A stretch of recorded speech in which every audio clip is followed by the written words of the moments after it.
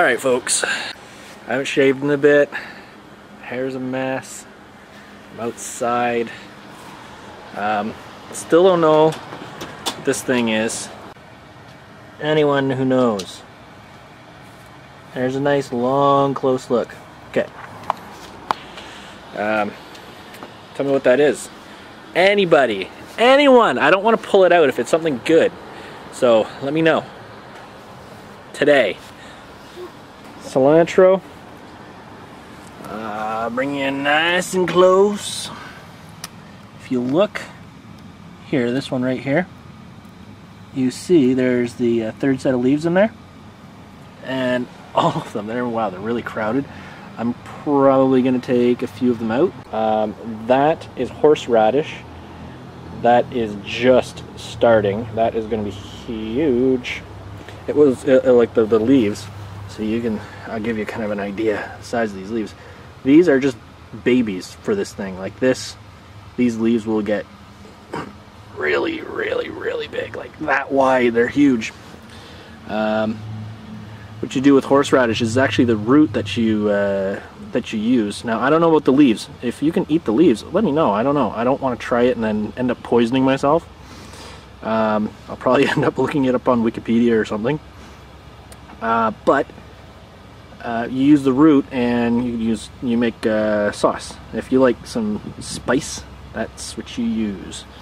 Lemon balm, come along. This smells very, very awesome. This is great. All kinds of different foods. So lemony, it's awesome. Dill, lots of dill coming along. Oh, for those who can't see, you can kind of see now, you were getting a little splits here. That's what we've been waiting for. As this grows, we're probably not going to let this, well, we're probably going to let it go to seed so we can harvest some more, but they will, we're going to try and keep some of them short and just keep on cutting them back so we can keep using them. There's the thyme. It's going and going and going and going. Golden oregano. Yeah, it's goes crazy like a weed, and it's still, as you see from each video, it's getting bigger and bigger and bigger. It's our abomination. I mean, chives.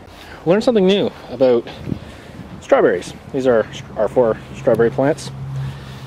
Strawberries get these things, they call them runners. What happens is they grow. Let's say this was a runner. It would grow and it would go like way out here and kind of touch the ground, and sometimes it even goes further and keeps going.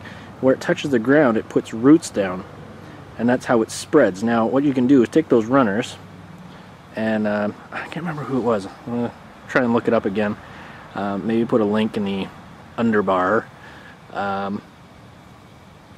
But yeah, you take a pot and you put it in with dirt, and you can take that runner, let it root in that pot. So you take a little pot like one of these, right? You'd put it where the runner is, right? And you can sink it down or whatever you want to do. Put the runner in the pot with the dirt, let the root system go, and then you can cut the runner off from the main plant, which will encourage more growth of the actual fruit. Then you can take that plant and plant it in another place. So, anyway, carrots. They're coming along. I don't know if you can see, starting to get little things there. That's cool. And our beets, there we go. As you can see, they're starting to get their second leaves. We love beets. We're going to keep planting beets, I'm sure, over and over and over. Didn't really show you this to you really close up last time. These are our onions. As you can see, onions, onion. This is red onions here, and on the other side of this wire here, this is brown cooking onion, which we've got several there. Can't wait for that. And we'll move over. Here we have the spinach. No more is starting to come through, but it's coming along, as you can see in here. More coming up. It's awesome. And then that I know is a weed, so we will yoink, roots and all. I try to wait until they're a little bigger, like this one here. Now I can pull it and get the whole root system. Yeah, and that one too. Now, because of the mix that we're using in here, it's also really, really good so for weeding. So makes weeding really, really easy. Alright, over here, these are our Oriental Greens. And it looks like we got another one. We planted some more seeds in here, so it looks like we've got a few coming up. We won't be able to tell exactly what is what until later. I'm not going to pick that yet because it's too close to the greens. I think that might be a green, I'm not sure. But there's not supposed to be anything in that, so if there's any green like that, yoink, gone. Peas. They seem to still be going, but where, I don't know. Just rained actually a little earlier today, so maybe they just need a little bit of water. The potatoes in the potato box. I know some of you have been commenting about this box. This is a 2x2, and then we've got just regular 6-inch fence board. So six inches, as in that 6 inches right there. And you can see there's the 2x2 here, fence board here. We got latches for each section, and we sectioned it off to make it easier to get to each part as we fill the box. There's broccoli. Yeah, it's coming along. Took some of Praxis's advice and buried them up a little bit so they can be stronger, and it seemed to work. Last weekend, I know it's Thursday now, but last weekend we visited a lady. Her name's Lisa, and she's out at the Grassroots Garden. Can you hear that?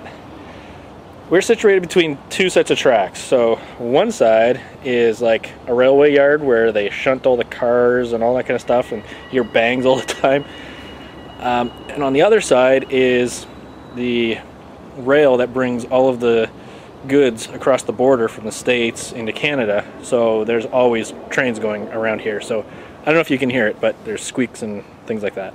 But anyway, Grassroots Gardens out in LaSalle, Ontario. 100% organic. Her whole entire operation is organic.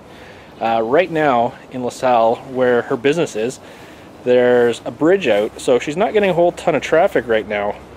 Never thought of growing raspberries. We saw it there at her place. Oops.